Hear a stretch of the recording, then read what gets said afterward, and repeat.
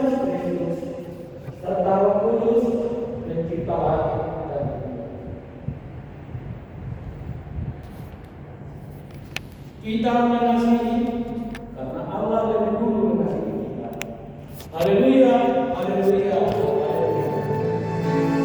Haleluya, haleluya, haleluya.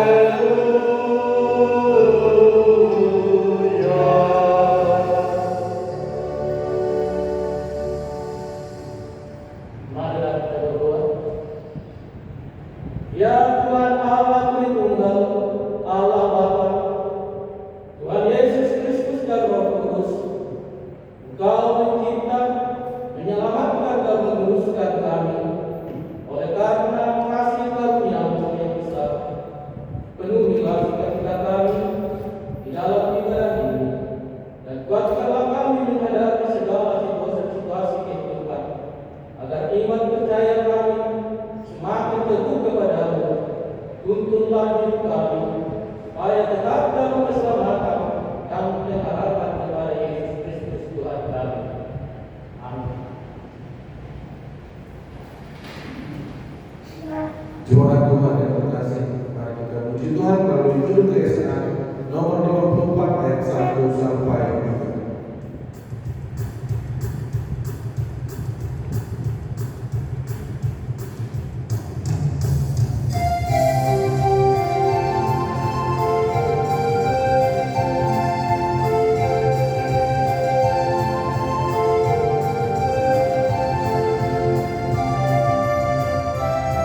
Pujilah Tuhanmu, haleluya, haleluya. Malaikat bala surga semua puji Dia. Angkatlah semuanya puji nama Tuhan Allah.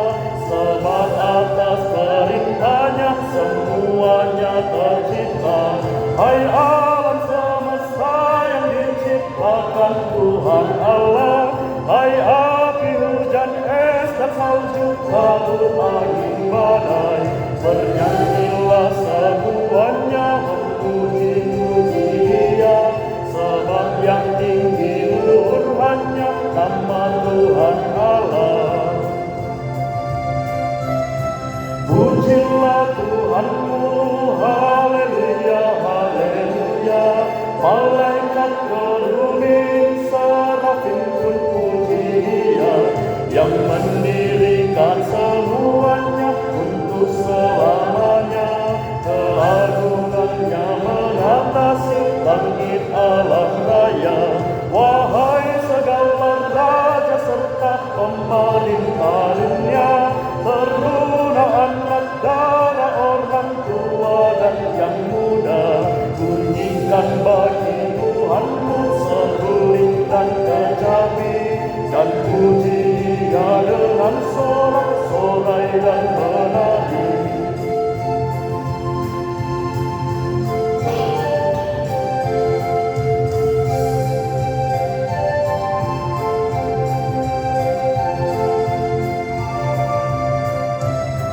Pujilah Tuhanmu, haleluya, haleluya. Malaikat kerubin serafim pun puji Dia.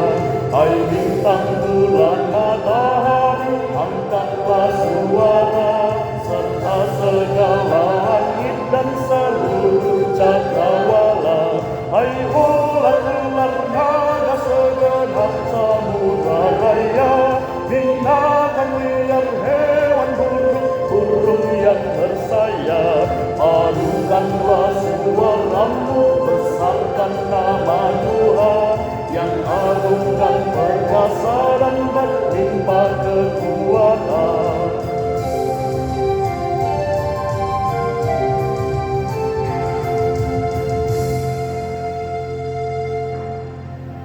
Dengarkanlah seluruh hukum Taurat Tuhan Allahmu. Hukum yang pertama, taatlah Tuhan Allahmu seutuh hati kita. Tak boleh ada Allah lain kecuali Aku. Hukum Taurat yang kedua, jangan berbuat begitu patung yang menyerupai apapun yang ada di langit atau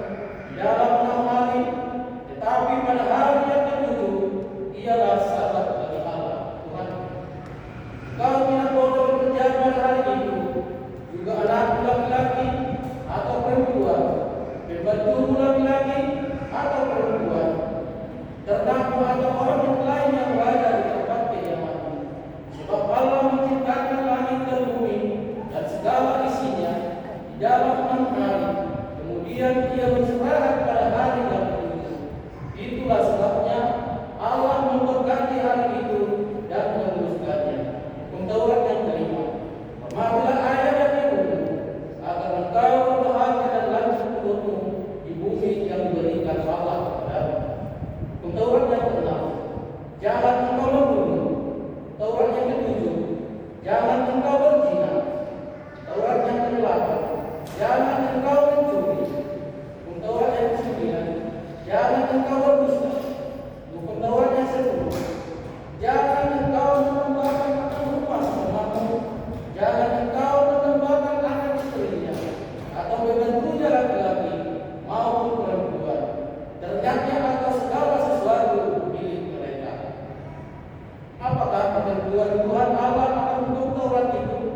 Demikian. Akulah Tuhan Allahmu, Allah pencemburu, yang membalaskan kesalahan bapa kepada anak-anaknya, kepada keturunan yang ketiga dan yang keempat dari orang yang melanggar titah atau firman. Tetapi aku menunjukkan kasih setia kepada 20.000 orang, yaitu mereka yang mengasihi aku dan berpegang pada perintah-perintahku. Marilah kita bersama-sama memohon. Ya Tuhan Allah, berilah kekuatan untuk melakukan Taurat. Amin. Yesus anak Allah yang menjadi perantara kita kepada Allah Bapa di surga. Mari kita puji Dia melalui Kidung Kesesaat nomor 705 ayat 1 dan 2.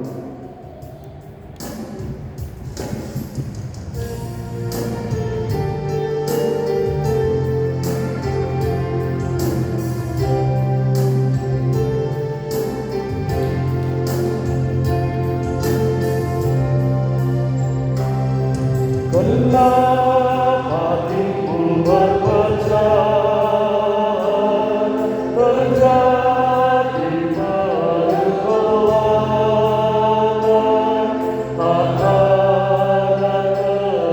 kerukunan, semuanya tersejajar. Polisi hanya dan ingin dihormati, perintahnya ditaati, tempatnya yang tertinggi. Hanya satu ajaran dan hidupnya Yesus anak Allah yang jadi perantara.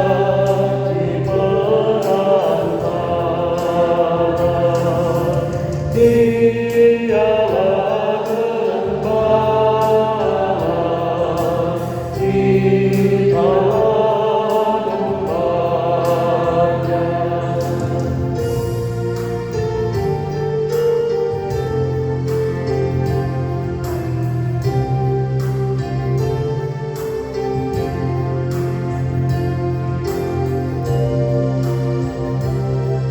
Tempuhlah hanya jalan Tuhan, penuh dengan sengsara, peringatan rahmat, Dia dosa, berikan pula perhatian dan juga perhatian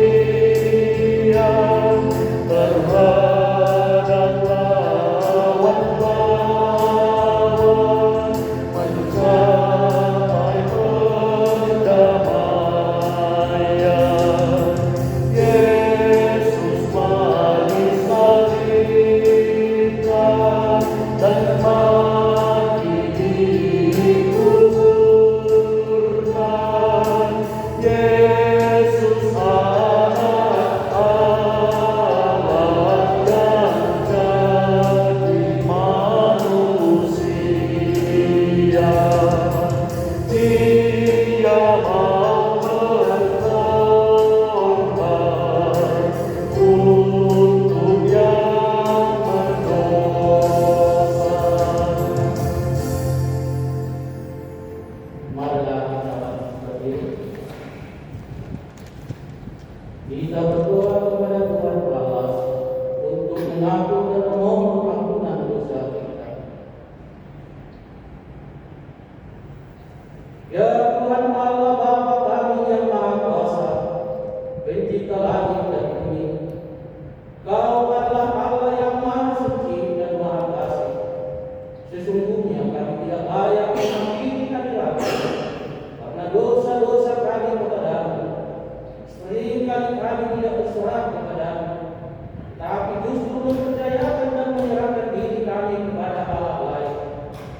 Padahal Engkau telah memerintahkan kepada kami supaya hanya kepadamu kami menyembah dan berserah.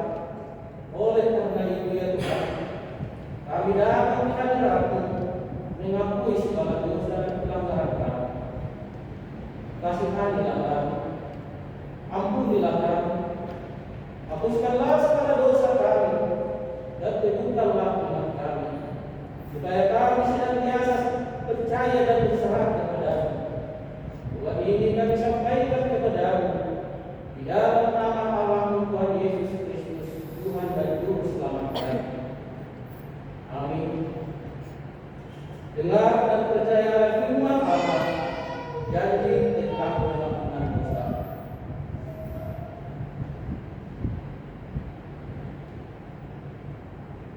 Jika kita mengaku dosa kita, maka Ia adalah setia dan adil, sehingga Ia akan mengampuni segala dosa kita dan menyucikan kita segala kejahatan. Allah telah mengampuni semua dosa kita oleh karena karunia-Nya. Oleh karena itu, marilah kita menghidupnya akan hidup baru. Kemuliaan bagi Allah di tempatnya maha tinggi. Amin. Mari kita datang kepada Tuhan memohon ampun atas perkataan dan perbuatan kita yang tak sesuai dengan kehendak-Nya. Seraya kita bernyanyi dari Kidung Keesaan nomor 681 ayat 1 sampai 3.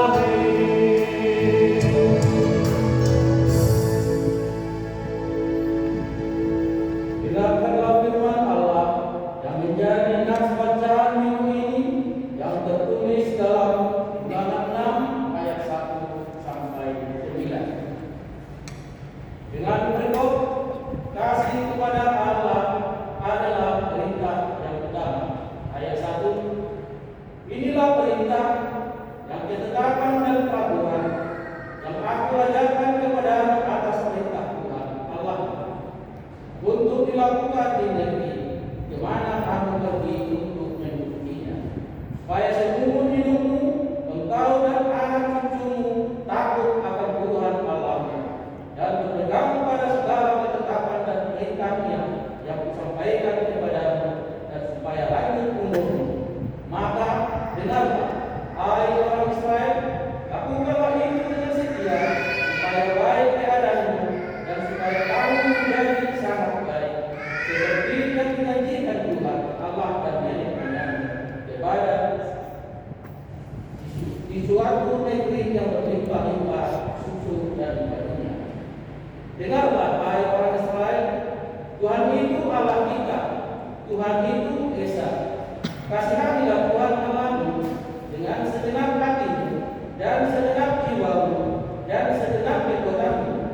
Apa yang kuperintahkan kepadamu pada hari ini haruslah engkau perhatikan, haruslah engkau mengajarkannya berulang-ulang kepada anak-anakmu dan membicarakannya apabila engkau duduk di rumahmu, apabila engkau sedang dalam perjalanan, apabila engkau berbaring, dan apabila engkau bangun.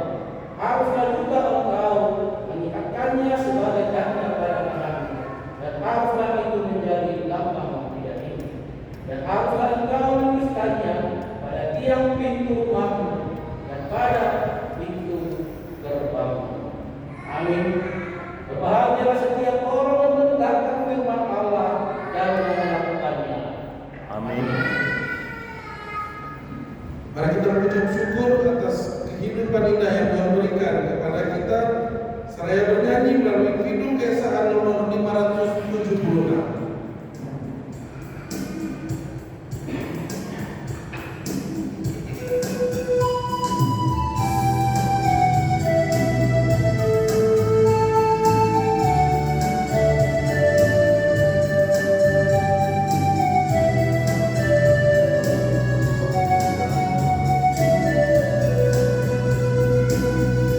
Oh betapa indahnya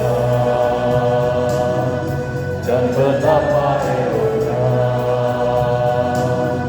bila saudara seiman hidup dalam kesatuan. Oh betapa indahnya dan betapa eloknya bila saudara seiman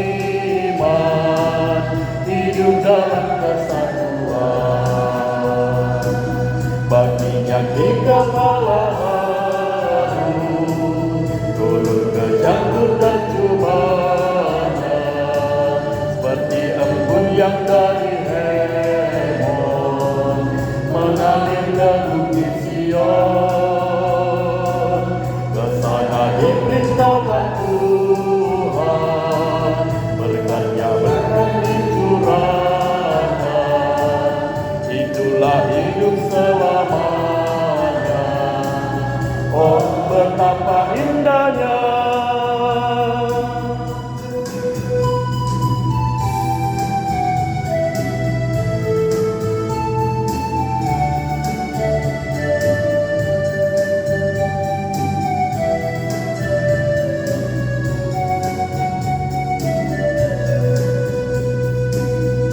Oh betapa indahnya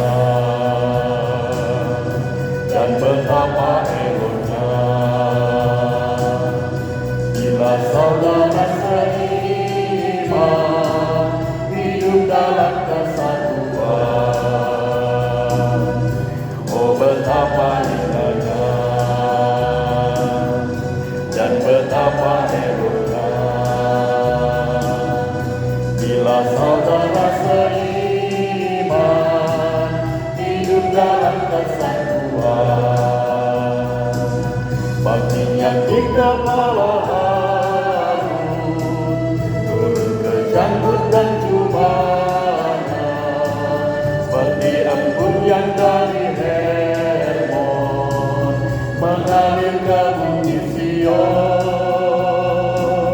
Kesana diberitakan Tuhan, berkat-berkatnya dicurahkan, itulah hidup selamanya.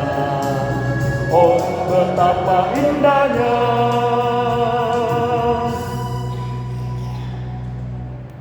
Marilah kita bangkit berdiri. Marilah kita mengikrarkan iman kita sesuai dengan pengakuan iman yang diikrarkan oleh segenap orang percaya di segala tempat dan sepanjang jalan.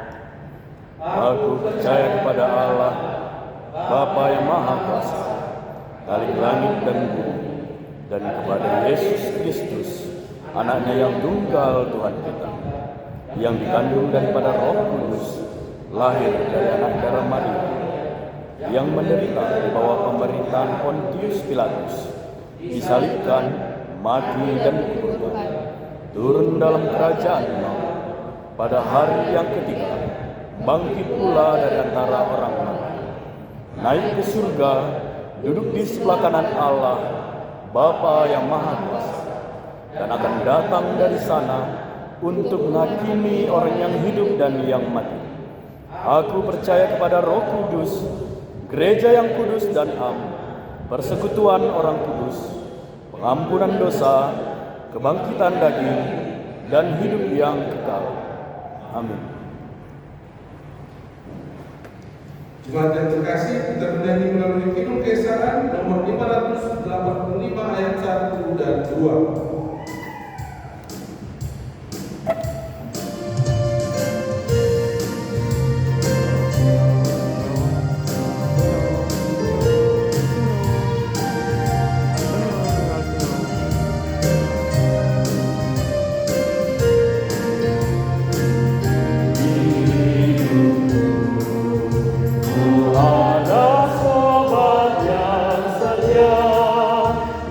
Senantiasa berjalan setangguh, masa gelap dibuatnya terang ceria. Itulah Yesus Juru Selamatku. Ku tak lemaskan jalan yang naik turun, lewat lembah dan gunung yang terjal. Sebab Tuhan berjalanlah di sampingku, memimpinku ke negeri yang kekal.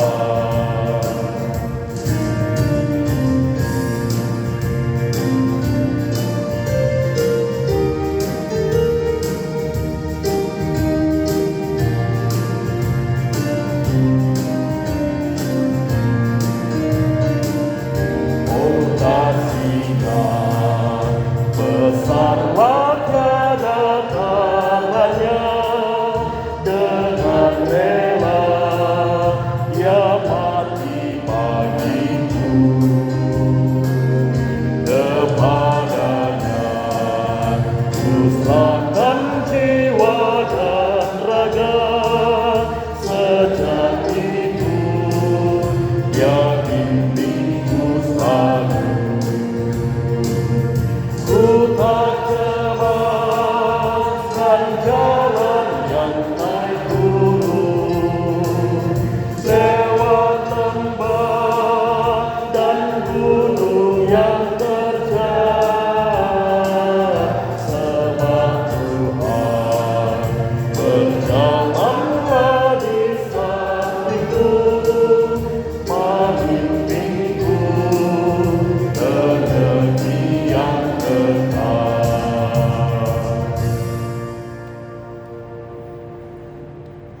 Warta Jemaat edisi 3 November 2024, pimpinan jemaat dan seluruh anggota majelis jemaat Yesus Pembianan mengucapkan selamat hari Minggu dan semoga bagi kita semua, khususnya bagi jemaat yang baru pertama kali datang beribadah di tempat ini. Tuhan Yesus memberkati. Pelayanan pada Minggu tanggal 10 November 2024, kebaktian 1 khotbah yang menjadi tiga khotbah, agenda tahun lalu, ujian dan ucapan media dan senjata, warta jemaat, Tuhan Yesus Sehari, persembahan dalam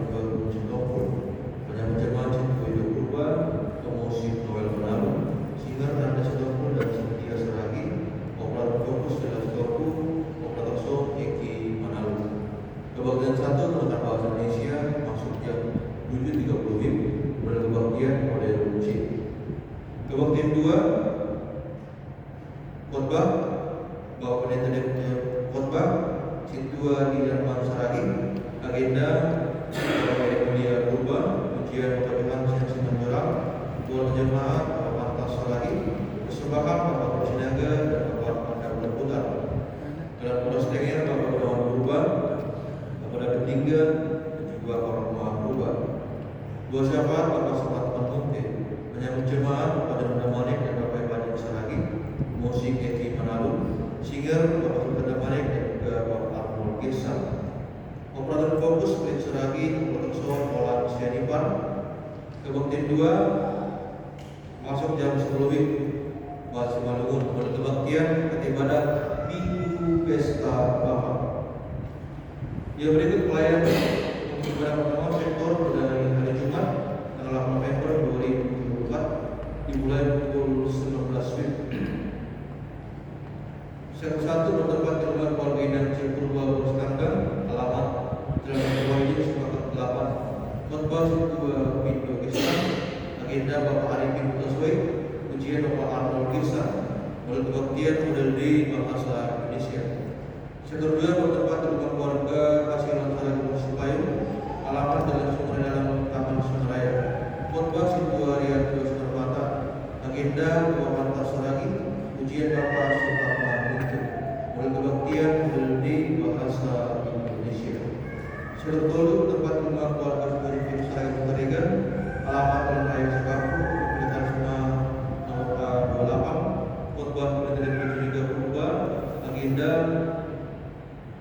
Bapak Manda Putar, ujian Bapak Alexander Sumaya, model kebaktian model D bahasa Indonesia.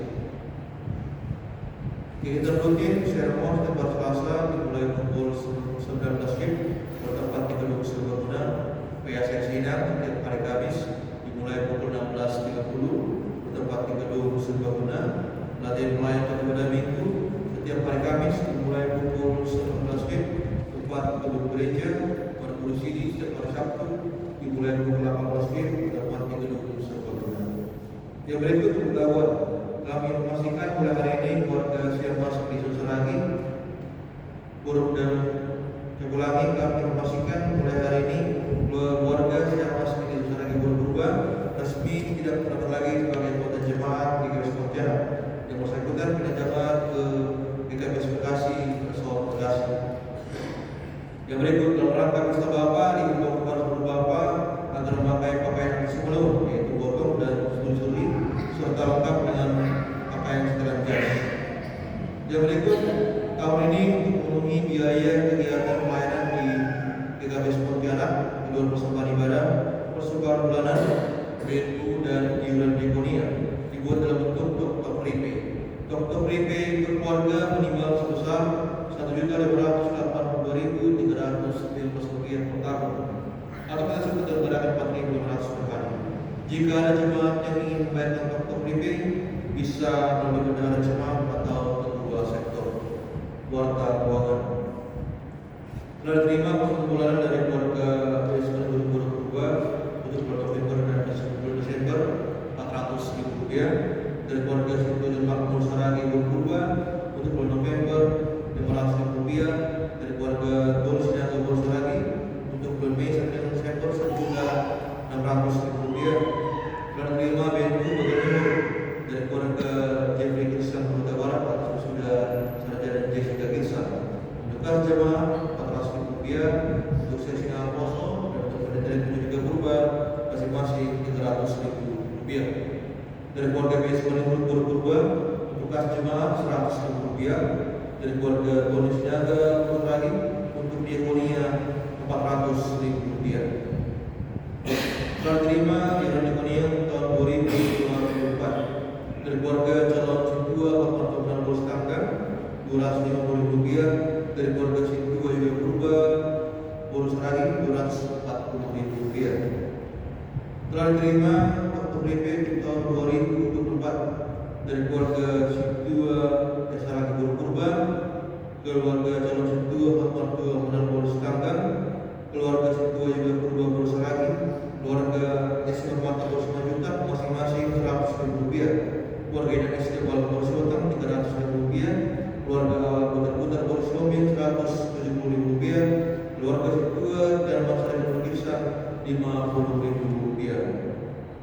Laporan bank jemaah selama per 26 Oktober 42.616.010 rupiah. Penerimaan minggu ini 3.623.000 rupiah. Pengeluaran minggu ini 10.453.500 rupiah. Saldo per 12 2024 35.785.510 rupiah. Laporan untuk PP akumulasi penerimaan 69.416.500 rupiah. Pengeluaran 59.540.000 rupiah. Saldo per 2 November 2024 15.179.500 rupiah. Jemaat Gereja Kontena mengucapkan selamat ulang tahun kepada yang berulang tahun dalam minggu ini.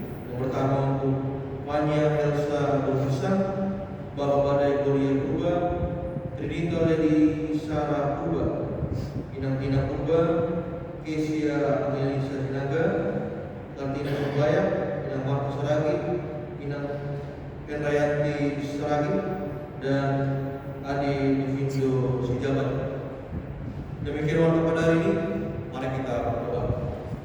Tuhan, kami mengucap syukur untuk penyertaan Tuhan dalam setiap kehidupan kami, dan juga pada pagi ini Tuhan, Engkau boleh menemukan kami di rumah yang kudus ini.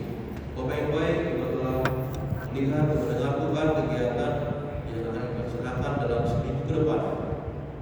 Dimulai dari seremoni majelis,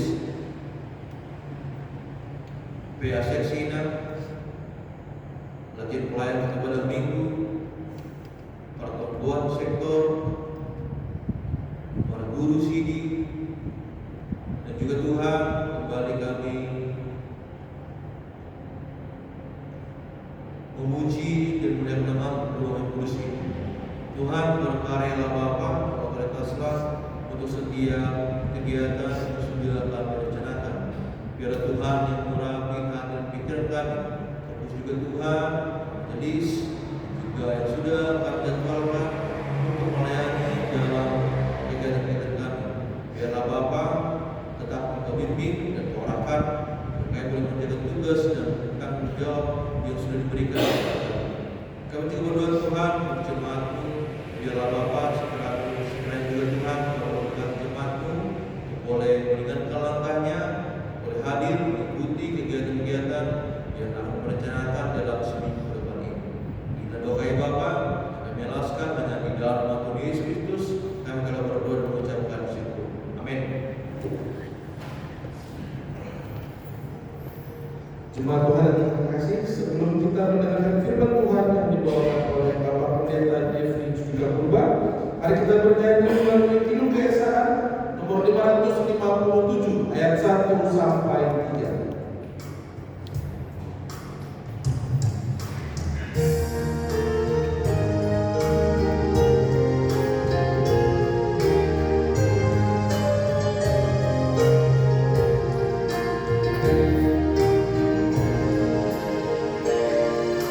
Pakailah waktu anugerah Tuhanmu, hidupmu singkat bagaikan kembang. Mana benda yang kekal di hidupmu, hanyalah kasih tak akan lekang. Tiada yang bakal di dalam dunia, segala yang indah pun akan lenyap. Namun kasih-Mu demi Tuhan Yesus sungguh bernilai dan hingga tetap.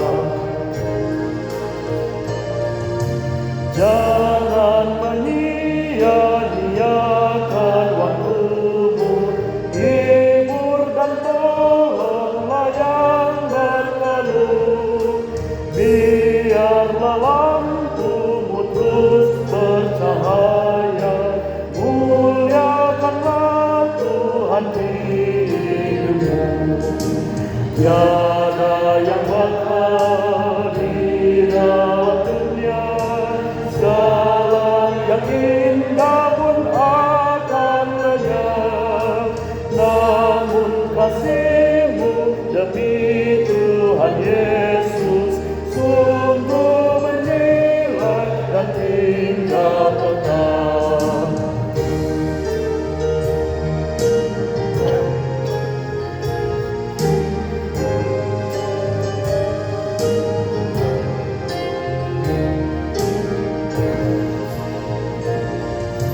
Karya jari-Mu demi Tuhan Yesus kan dihargai benar oleh-Nya. Kasih yang sudah Kau tabur di dunia, nanti Kau tuai di surga mulia. Tiada yang bakal dirawat dunia, segala yang indah pun akan lenyap.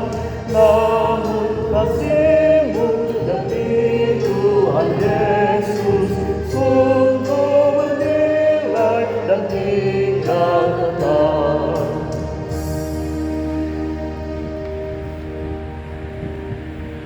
Damai sejahtera Allah yang melampaui akal dan pikiran, itulah kiranya yang menyertai dan memelihara imanmu di dalam nama Tuhan Yesus Kristus. Amin. Shalom jemaat yang terkasih.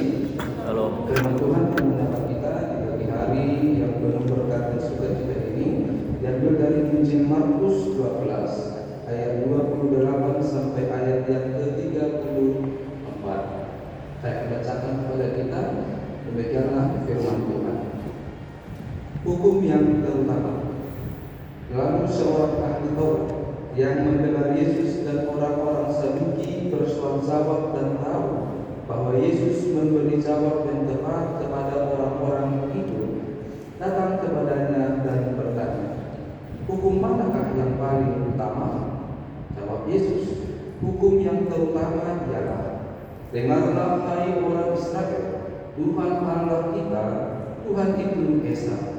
Kasihilah Tuhan Allahmu dengan segenap hatimu dan dengan segenap jiwamu dan dengan segenap akal budimu dan dengan segenap kekuatanmu. Dan hukum yang kedua ialah, kasihilah sesamamu manusia seperti dirimu sendiri. Tidak ada hukum lain yang lebih utama daripada kedua hukum ini." Lalu kata ahli Taurat itu kepada Yesus, "Tepat sekali, Guru, benar dalam itu, bahwa Dia Esa dan bahwa tidak ada yang lain kecuali Dia. Memang mengasihi Dia dengan segenap hati dan dengan segenap pengertian dan dengan segenap kekuatan, dan juga mengasihi sesama manusia seperti diri sendiri adalah jauh lebih utama daripada semua korban bakaran dan korban sembelihan." Yesus melihat bagaimana bijaksananya jawab orang itu, dan Dia berkata kepadanya, "Engkau tidak jauh dari kerajaan Allah." Dan seorang pun tidak berani lagi menanyakan sesuatu kepada Yesus. Demikian firman Tuhan. Bapak Ibu jemaat yang terkasih, Yesus pernah menyampaikan satu perkataan kepada para muridnya, demikian di Lukas 12 ayat 51. "Kamu menyangka bahwa aku datang untuk membawa damai di atas bumi? Lalu kataku kepadamu, bukan damai melainkan pertentangan." Ini kata yang diucapkan Yesus kepada muridnya. Dan kira-kira apa pesan dari nasihat? Pesannya adalah, di mana firman Tuhan diberitakan, di mana sabda Tuhan disampaikan, selalu akan muncul pertentangan, selalu akan muncul perpisahan. Karena apa? Karena Injil yang disampaikan itu akan memisahkan manusia, memisahkan manusia menjadi orang yang memberontak atau orang yang menerima. Di mana Injil disampaikan, dia akan memisahkan manusia, orang yang mau berkomitmen atau orang yang tidak mau berkomitmen, orang yang mau dengan rendah hati menerima atau menolak dengan kekejian hati. dimaksudkan oleh Yesus, bahwa dia datang bukan untuk membawa damai, tapi datang untuk memisahkan. Itu bahasanya. Dan kita mau melihat bagaimana firman Tuhan ini dalam pelayanan Yesus, karena kita disuguhi kisah bahwa Yesus memiliki banyak penentang-penentang. Kenapa? Sekali lagi karena di mana Injil disampaikan selalu ada yang menolak, selalu ada orang yang menerima. Dan itu Bapak Ibu jemaat terkasih sebenarnya menjadi penghiburan kepada kita. Kita sampaikanlah misalnya hal yang baik. Tentu kan kita sering menyampaikan yang baik dengan tulus, kita sampaikan itu. Tapi ada juga kok yang tidak menerima itu, bahkan membenci apa yang kita sampaikan. Kenapa? Karena sekali lagi Injil itu membawa tuntutan. Injil itu membawa sebuah tindakan dari kehidupan kita, menerima atau tidak, memberontak atau tidak. Nah, ini para penentang Yesus yang ada di dalam Injil kita. Banyak orang-orang yang menentang Yesus, banyak orang yang memusuhi Tuhan kita, Tuhan Yesus. Dan anehnya, herannya, luar biasanya, orang-orang yang menentang Tuhan Yesus itu datang dari pemimpin-pemimpin agama, bukan dari jemaat, bukan dari umat, tetapi orang yang mengetahui firman Tuhan itu sendiri. Siapakah mereka? Mereka itu adalah ahli Taurat, orang Farisi, orang Saduki, para imam, tua-tua Israel. Dan orang inilah yang berkumpul membentuk satu namanya perkumpulan majelis, namanya Sanhedrin, dan mereka lah yang memutuskan bahwa Yesus itu akan disalibkan. Ahli Taurat, siapakah itu? Ini golongan-golongan yang ahli di dalam menjelaskan firman Tuhan, terutama Taurat, Kejadian, Keluaran, Babat, Bilangan. Itulah yang disebut Taurat. Farisi, siapakah itu? Ini orang-orang yang menjalankan firman Tuhan itu dengan sedikit mungkin. Saduki itu siapa? Ini golongan yang tidak mempercayai akan kebangkitan. Siapa para imam? Mereka adalah orang-orang yang melayani di bait Allah, dua-dua orang yang memberikan nasihat. Mari kita lihat, inilah penentang dari Tuhan kita Yesus Kristus.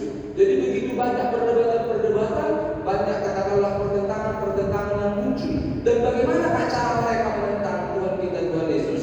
Menentangnya dengan cara seperti ini, dengan menunjukkan berbagai pertanyaan-pertanyaan kepada Yesus. Dan pertanyaan mereka ini, Bapak Ibu, bukanlah pertanyaan yang didasarkan dalam keputusan dan kerendahan hati, tetapi didasarkan kepada motivasi untuk menjebak atau menjatuhkan. Kan sering juga ya dalam hidup kita bertanya, sebenarnya kita tidak ingin memperoleh jawaban dari pertanyaan kita. Karena ada pertanyaan, udah tahu kok malah nanya, kan seperti itu. Atau kita bertanya ingin memuji orang lain, apakah sesuai dengan pengetahuan kita, apa yang kita pahami. Apa yang paling parahnya, kita bertanya dengan motivasi, tidak mungkin jawabannya tidak seperti yang kita harapkan, maka itu bisa untuk menjebak dan menjatuhkan orang tersebut. Dan inilah strategi yang dipakai oleh tadi orang-orang yang menentang Tuhan Yesus untuk menjatuhkan Tuhan Yesus. Mari kita lihat satu-satu, misalnya secara singkat. Ini pertanyaan orang imam ahli Taurat kedua kepada Yesus. Setelah Yesus datang ke bait Allah, dia memporak-porandakan pedagang-pedagang, ada kambing domba yang ada di bait Allah itu. Mereka keberatan dan mereka bertanya kepada Yesus, dengan kuasa manakah engkau melakukan hal-hal itu? Dan siapakah yang memberikan kuasa itu kepadamu sehingga engkau melakukan hal-hal itu? Memporak-porandakan para pedagang yang ada di bait Allah. Karena bagi mereka yang berkuasa di bait Allah itu adalah mereka, dan mereka merasa tidak pernah memberikan kuasa itu kepada Tuhan Yesus. Dan Yesus tidak mau menjawab pertanyaan ini karena mereka adalah orang-orang yang munafik. Dan yang kedua, mari kita lihat ada pertanyaan orang Farisi. Nah, ini lagi pertanyaan yang menjebak, menjatuhkan. Apakah diperbolehkan membayar pajak kepada Kaisar atau tidak? Haruskah kami bayar atau tidak? Ketika Yesus berkata tidak usah membayar pajak kepada Kaisar, maka Yesus akan dituduh sebagai pemberontak. Tetapi ketika Yesus mengatakan boleh membayar pajak kepada Kaisar, maka Yesus itu akan dibenci oleh orang Yahudi. Dan kita mengetahui jawab Yesus, berilah kepada Kaisar apa yang diberikan, dan kepada Allah apa yang kamu berikan. Ini pertanyaan orang Saduki. Ini pertanyaan-pertanyaan yang tajam ini sebenarnya. Kalau salah menjawab tergelincir, maka berbiasa dapatnya kepada Yesus. orang-orang tidak percaya akan kebangkitan. Dan mereka membuat ilustrasi. Ada seorang perempuan bersuami dengan satu orang, mati suaminya. Kemudian dalam hukum Taurat bahwa kalau suami ini memiliki adik laki-laki, maka adik dari suami ini harus mengambil dia menjadi istrinya.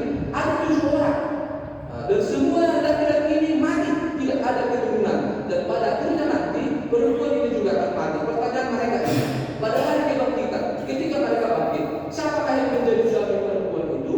Sebab ketujuhnya telah beristrikan dia. Ini pertanyaan orang sedunia yang tidak percaya kebangkitan. Sudah 7 orang yang menjadi suami dari istri tersebut. Siapakah? Sama saja dengan pertanyaan seperti ini. Ahad tadi talon, ada nomor 33, ada pokok zat dan menjadi. Bagi ahli kebangkitan naik. Anggota nomor 33 itu sudah ada oleh Musari. Anggota nomor jualan. Polis pun nomor jualan tu. Ahad zat disebutkan. Pendeta doa polisi ini kan pertanyaan. Kemudian datang Yesus, persoalan kebangkitan bukan kami dan meminta kamu sesat, tidak memahami firman Tuhan. Itulah yang disampaikan. Dan mari kita lihat. Ini di dalam nas kita. Pertanyaan ahli Taurat. Hukum manakah yang paling utama? Hukum manakah yang paling utama? Dan kenapa muncul pertanyaan ini Bapak ini? Karena di tengah-tengah orang Yahudi, hukum itu tidak hanya satu. Ini jumlah hukum di tengah-tengah orang Yahudi ada 613. Ini disebut dengan mitzvot. 248 perintah positif. Contohnya hormatilah ayah dan ibumu, kasihilah sesama manusia, itu masuk dalam perintah positif. Dan 365 itu perintah negatif, larangan, jangan membunuh, jangan mencuri, jangan berzina. Itu jumlahnya ada 613 Bapak Ibu. Dan pertanyaan ahli Taurat di dalam nas kita, hukum manakah yang paling utama dari yang 613 ini? Ketika Yesus berkata ini yang utama, berarti yang lain itu tidak utama. Itu sama artinya Yesus melanggar hukum Taurat itu sendiri. Kita bayangkan misalnya di tengah-tengah jemaat kita banyak peraturan berdiri, peraturan duduk, peraturan memberikan persembahan, peraturan mendengarkan firman, peraturan yang mengatur kita di jemaat itu. Kan kita lebih sendiri karena begitu banyak peraturan. Ketika kita katakan yang lebih utama dari peraturan ini adalah ini, maka yang lain itu tidak utama. Karena itulah dalam Matius 11 ayat 28 Yesus pernah berkata, marilah kepadaku semua yang letih lesu dan berbeban berat, aku akan memberikan kelegaan kepadamu. Itu orang-orang yang letih lesu dan berbeban berat bukan karena sakit, bukan karena tidak ada uang, tapi mereka letih lesu karena begitu banyak peraturan di tengah-tengah mereka, di mana seorang pun tidak bisa melakukan peraturan itu. Inilah yang terjadi. Dan apakah jawaban Tuhan Yesus? Ini jawaban kita. Jawaban Tuhan Yesus. Hukum yang terutama, dan Yesus meringkas dari 613 itu. Hukum yang paling utama adalah ini. Ketika Yesus mengutip dari bilangan itu bahwa Tuhan itu esa. Artinya apa? Tuhan itu tunggal. Tuhan itu tidak bisa disekutukan. Tuhan itu satu. Karena Tuhan itu adalah esa, maka inilah hukum yang terutama. Apakah itu? Mengasihi Tuhan. Kasihilah Tuhan Allahmu. Dan bagaimana cara kita mengasihi Tuhan Allah kita? Ada 4 di situ yang diminta Bapak Ibu. Sesuai dengan topik kita. Bagaimana kita mengasihi Tuhan itu? Pertama, dengan segenap hatimu, dengan segenap jiwamu, segenap akal budimu, segenap kekuatanmu. Apakah artinya ini? Artinya yang pertama, mengasihi Tuhan dengan segenap hati. Ketika kita menyelaraskan setiap ambisi, setiap cita-cita, setiap dorongan hati akan berjalan dengan kehendak. Adong lebar bunta. Ada sesuatu di dalam hati kita. Kita harus bertanya kepada Tuhan, apakah hati ini sesuai dengan hati Tuhan? Apakah yang saya lakukan ini sesuai dengan kehendak Tuhan? Selalu ada dorongan dalam hati kita bahwa kita harus bertindak sesuai dengan firman Tuhan. Itu mengasihi Tuhan dengan segenap hati, sepenuh hati, tidak boleh setengah hati. Yang kedua, mengasihi dengan segenap jiwa. Manusia itu terdiri dengan tubuh, roh, dan jiwa. Jiwa itu artinya apa? Bahwa mengasihi Tuhan itu harus hidup untuk Allah dalam setiap aspek. Bersedia mengorbankan kemana? Bahkan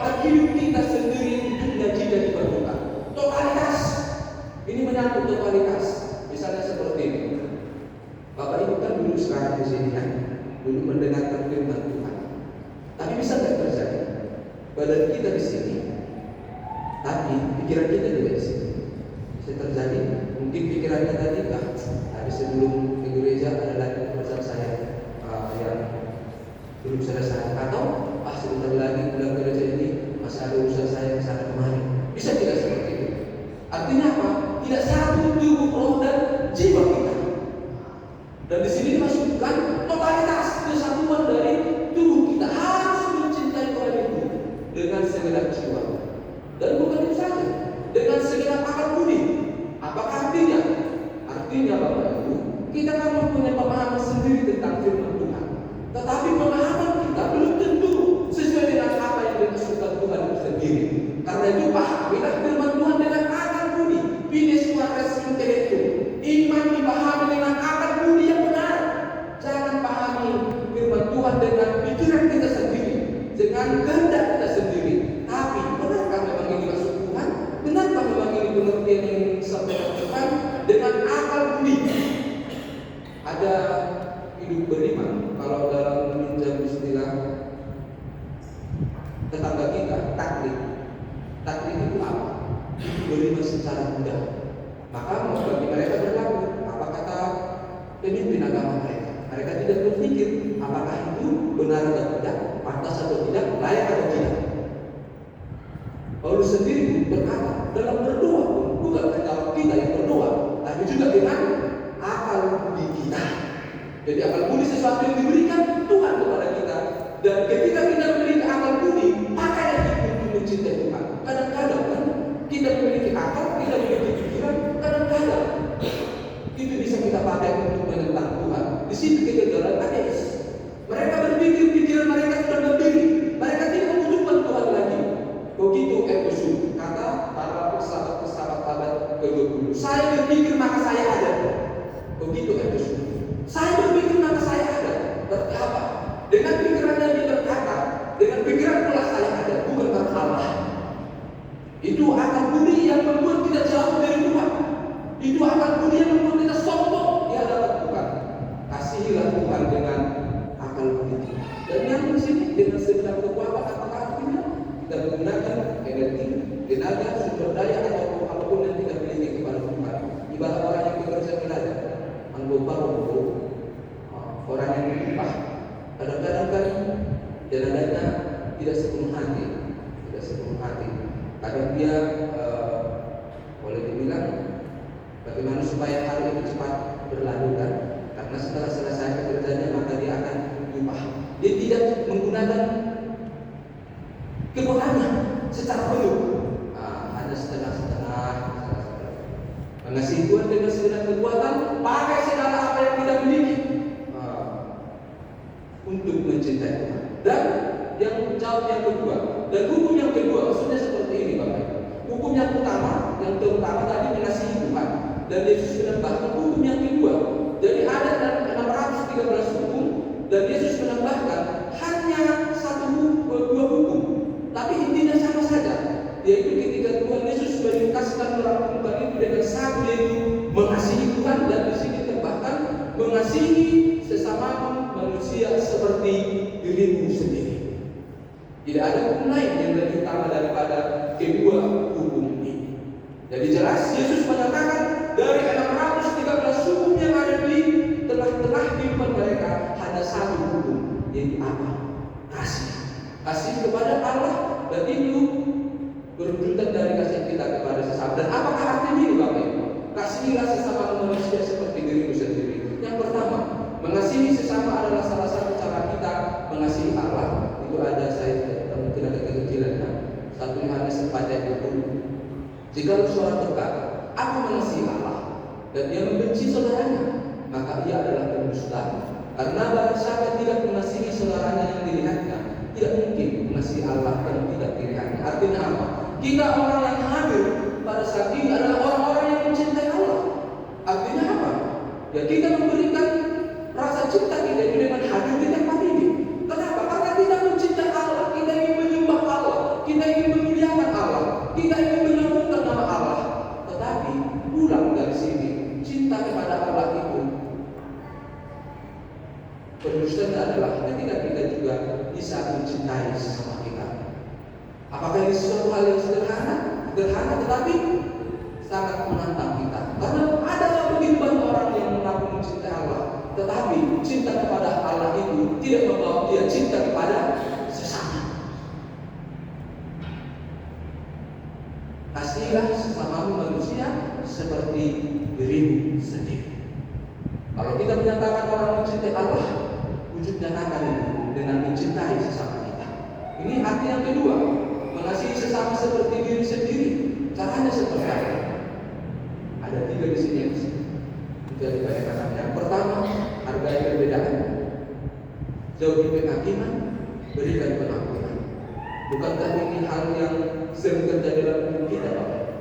Sering kita tidak bisa mencintai sesama kita karena dia berbeda dengan kita. Berbeda dalam banyak hal, karakter dia, tabiat dia, kehidupan sosial dia, agama lagi. Kalau kita mau mencintai sesama kita, dia berbeda, tapi hargai perbedaan. Dan yang kedua, jauhi penghakiman. Orang-orang yang katakanlah tidak bisa memahami sesamanya, budaya di sini menghakimi. Orangnya seperti ini, orangnya seperti ini. Padahal belum tentu seperti ini.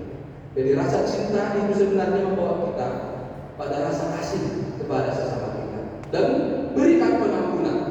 Ada sesama kita memberikan sesuatu hal yang tidak menyenangkan, menyakiti, melukai, berwujudan kasih kita kepada Allah, berikan pengampunan.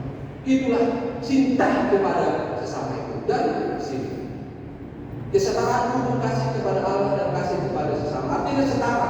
Kalau kita mencintai Allah, setara artinya itu dengan mencintai manusia. Kalau kita mengasihi mencintai manusia, setara artinya itulah artinya mencintai Allah. Jadi sama posisinya. Ketika kita menghargai perbedaan, ketika kita memberikan pengampunan, ketika kita tidak menghakimi, itu sama artinya kita mencintai Allah di dalam hidup ini. Dan ditutup dengan perkataan Tuhan Yesus sesuai dengan nas khotbah kita. Ketika Yesus sudah menjawab pertanyaan ahli Taurat dan dia memberikan respon, dan responnya kebetulan sangat tepat. Yesus berkata seperti ini. Yesus melihat bagaimana bijaksananya jawab orang itu, dan dia berkata kepadanya, engkau tidak jauh dari kerajaan Allah. Ini golongan ahli Taurat yang bijaksana. Ada memang yang tidak bijaksana, tapi ini termasuk orang yang bijaksana. Dia mampu memahami bahwa mengasihi Tuhan itu lebih utama dari memberikan korban persembahan dan korban bakaran. Dan sudah dekat, tapi belum masuk. Nah ini dia. Engkau tidak jauh dari kerajaan Allah, tapi belum masuk kepada kerajaan Allah. Kenapa? Karena memang dia sudah memiliki pengertian yang benar, tetapi kadang sudah memiliki pengertian yang benar, tapi kadang tidak membawa kepada perbuatan apa yang dia pahami dengan pengertiannya. Berarti yang terbaik adalah kita sudah memiliki pengertian yang benar bagaimana mencintai Tuhan itu, bagaimana mencintai sesama itu. Kita memiliki pengertian yang benar itu. Dan kita tidak jauh dari kerajaan Allah itu. Tapi supaya kita bisa masuk kepada kerajaan Allah itu, maka kita harus dibawa untuk melakukan apa yang kita pahami. Mencintai Tuhan itu, mencintai sesama itu, maka kita masuk ke dalam kerajaan Allah. Bapak Ibu, semoga kita bisa menerima kebenaran firman Tuhan ini dengan baik dan memotivasi kita semakin mencintai Tuhan, di mana mencintai Tuhan memiliki makna kesetaraan mencintai sesama. Amin. Kita berdoa. Bapa kami yang baik, terima kasih untuk firman-Mu. Kau masih berikan kesempatan kepada kami untuk bisa menerima firman-Mu pada saat ini. Firman-Mu yang mengajarkan kepada kami bagaimana kami bisa mencintai Engkau Tuhan dalam kehidupan ini. Dan cinta kepada Tuhan itu harus kami lakukan di dalam totalitas. Dan segera mati, jiwa, akal budi dan kekuatan kami. Biarlah Tuhan kami adalah orang-orang yang cinta kepada, yang selalu berusaha berjuang untuk selalu mungkin ya Tuhan, pikiran, tindakan, hati kami selalu dicenderungkan untuk menaati hati-Mu dalam hidup kami. Benar ya Tuhan, kadang-kadang dalam keterbatasan kami, dalam pikiran kami, pengetahuan kami kadang melukai Engkau dengan apa yang kami pikirkan.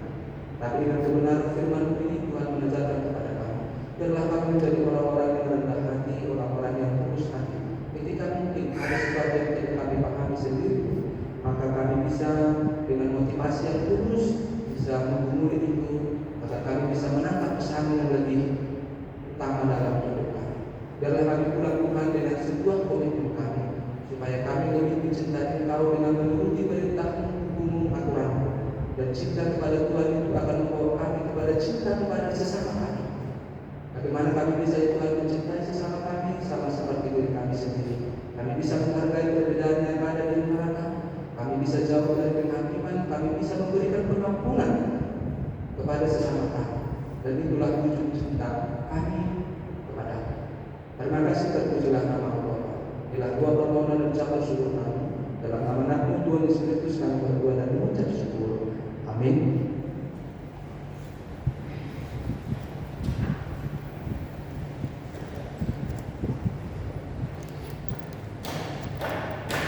Sebelum menundukkan persembahan, marilah kita mendengarkan firman Tuhan yang menjadi dasar bagi kita untuk memberikan persembahan, yaitu yang tertulis dalam Mazmur 50 ayat 14. Persembahkanlah syukur sebagai korban kepada Allah dan bayarlah nazarmu kepada Yang Maha Tinggi.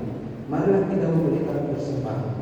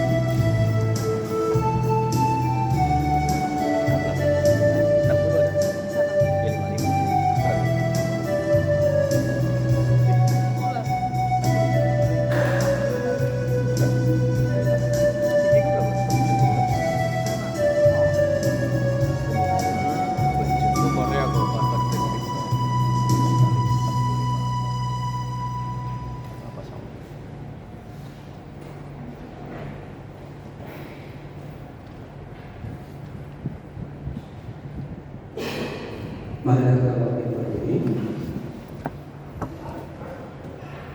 Marilah kita berdoa untuk menyerahkan persembahan kita kepada Tuhan. Ya Tuhan Allah, Bapa yang Maha Pemurah dan Pengasih, kami bersyukur dan berterima kasih atas segala berkat dan anugerah-Mu yang senantiasa melimpah dalam kehidupan kami. Engkau telah menyertai kami dan memberkati segala pekerjaan kami hingga hari ini. Dengan rasa syukur dan terima kasih, kami datang ke hadirat-Mu membawa persembahan yang bersumber daripada-Mu, dan pujian bagi nama. Kiranya Engkau berkenan menerimanya demi kemuliaan-Mu dan kebesaran kerajaan-Mu di bumi. Dalam nama Yesus Kristus Tuhan kami, terimalah doa persembahan ini. Amin.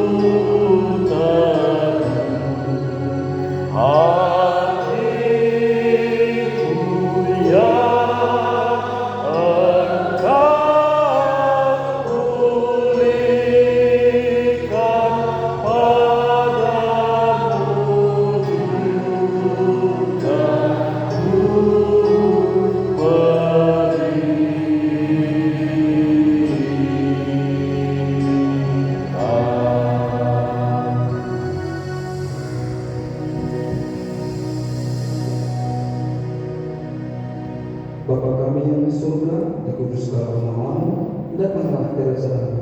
Jadilah kehendak-Mu di bumi seperti di surga.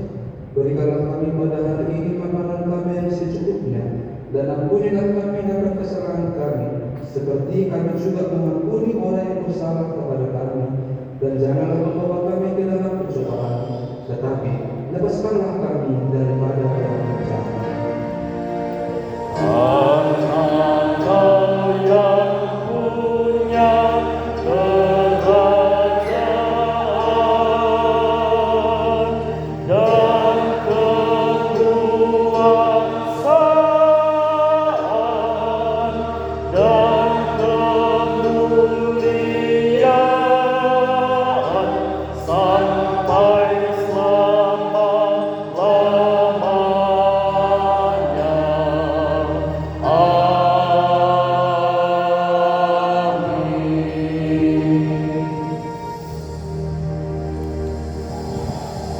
Pergilah dan ingatlah senantiasa bahwa Allah mengutus kita untuk menyampaikan kabar baik kepada orang-orang sengsara dan merawat orang-orang yang remuk hati, untuk memberitakan pembebasan kepada orang-orang tawanan dan kepada orang-orang yang terkurung, kelepasan dari penjara, dan menghibur orang-orang yang berduka cita.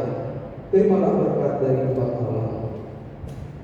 Tuhan memberkati engkau dan melindungi engkau. Tuhan menyinari engkau dengan wajah-Nya dan memberi engkau kasih karunia. Tuhan menghadapkan wajah-Nya kepadamu dan memberi engkau damai sejahtera. Amin.